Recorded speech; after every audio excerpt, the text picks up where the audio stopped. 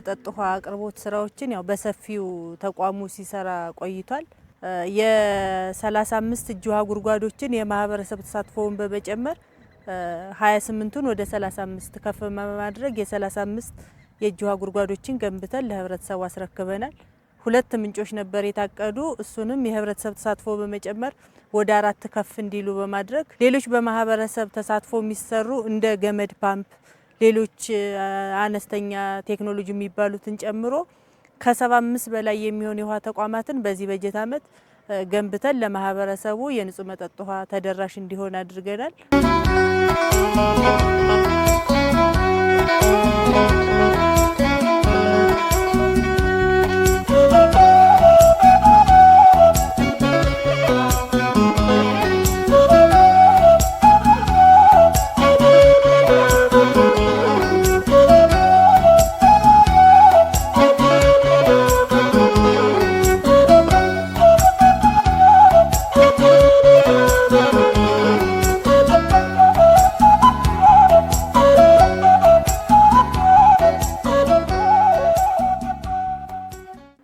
መንግስት ቅድም በነገርኳችሁ አግባብ ወደ 8.5 ሚሊዮን ብር አካባቢ 7 ሚሊዮን ብር ለንጹህ መጠጥ ውሃ ግንባታ 1.5 ሚሊዮን ብር ደግሞ ተበላሽተው ለቆሙ ውሃ ተቋማት ጥገና የሚሆን መንግስት በጀት ሰጥቶናል።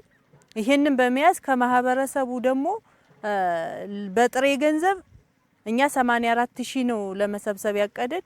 ከ2 ሚሊዮን ብር በላይ በጥሬ ገንዘብ ከ3 ሚሊዮን ብር በላይ ደግሞ በጉልበት እንዲሁም ከ1.2 ሚሊዮን ብር በላይ ደግሞ በቁሳቁስ አቅርቦት በመሰብሰብ በአጠቃላይ ከ7 ሚሊዮን ብር በላይ ሰብስበን ያው ይሄንን ስራ ከተሰጠን ከመንግስት በጀት ጋር ደምረን ይሄንን ሰፊ ስራ ለመስራት ችለናል ማለት ነው።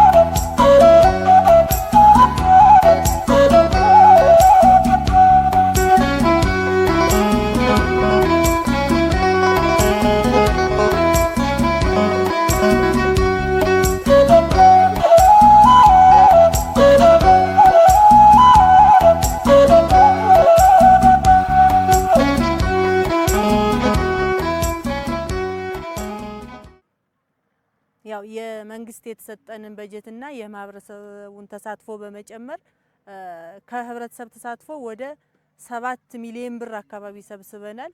በጉልበት በጥሬ ገንዘብና በቁሳቁስ አቅርቦት ይሄንን በማድረግ ያው ወደ 9500 አካባቢ የሚሆን የማህበረሰብ ክፍል የንጹህ መጠጥ ውሃ ተደራሽ እንዲሆን አድርገናል በዚህ አመት። ይሄንንም የወረዳውን የመጠጥ ውሃ ሽፋን ከነበረበት 49.5% ወደ 59% ከፍ እንዲል አስችሎታል ማለት ነው።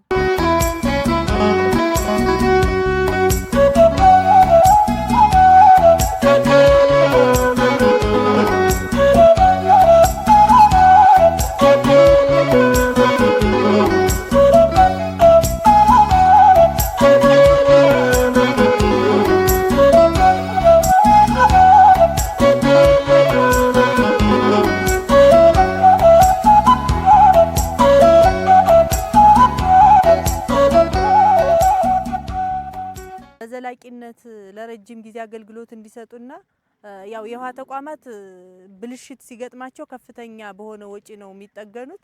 ይሄንን ወጪም ያው መንግስት ወደ ማህበረሰቡ ስላወረደው ይሄንን ወጪ ለመሸፈን ልክ አሁን እዚህ እንደምታዩት አጥሩን ከግማሽ ገመድ በላይ ሰፊ አጥር በማጠር ከማህበረሰቡ ጋር በመነጋገር ሀስ የሚባል የአቮካዶ ዝርያ ያው እንዲተከል ተደርጎ ይሄ ቀጣይ የሆነ የውሃ ተቋሙን ወጪ ለመሸፈን በሚያስችል መንገድ ያው ስራዎችን አጠናክረን እየሰራን ነው።